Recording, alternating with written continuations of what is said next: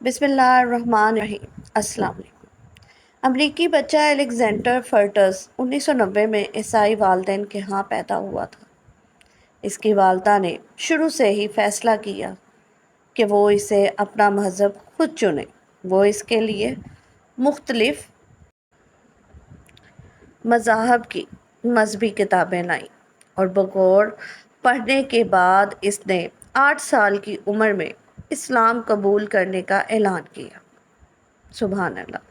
بلکہ اس نے اسلام کے بارے میں بہت کچھ سیکھا۔ نماز، حفظ قرآن، اذان اور بہت سے شرعی احکام بغیر ایک مسلمان سے ملے۔ اس نے اپنا نام محمد عبداللہ نبی کریم صلی اللہ علیہ وآلہ وسلم کے نام پر رکھا، جن سے وہ ہمیشہ بہت محبت کرتے تھے۔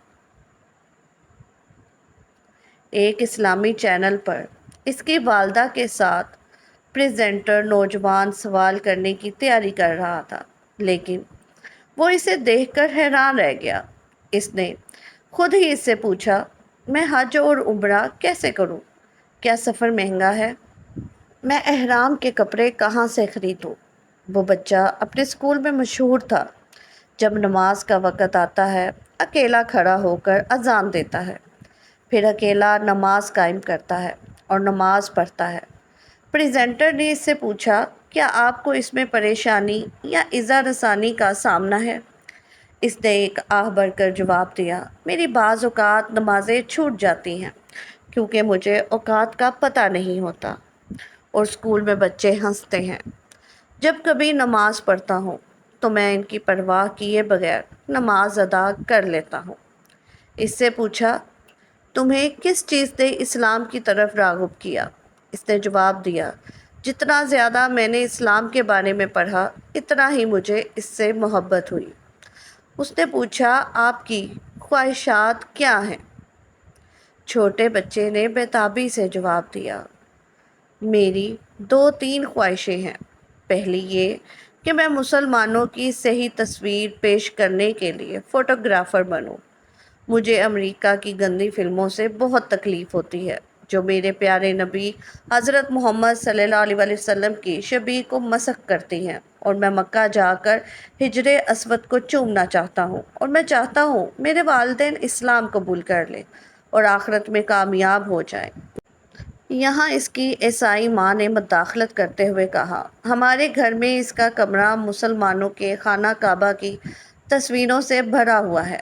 اس نے اس کی زیارت کے لیے اپنی ہفتہ وار پاکٹ منی سے $300 بچائے ہیں۔ لوگ سمجھتے ہیں کہ وہ کچھ کر رہا ہے، وہ ایک قسم کی مہم جوئی ہے، لیکن محمد عبداللہ کا سچا ایمان ہے جو دوسروں کو محسوس نہیں ہوتا ہے۔ اس سے پوچھا، کیا تم رمضان کے روزے رکھتے ہو؟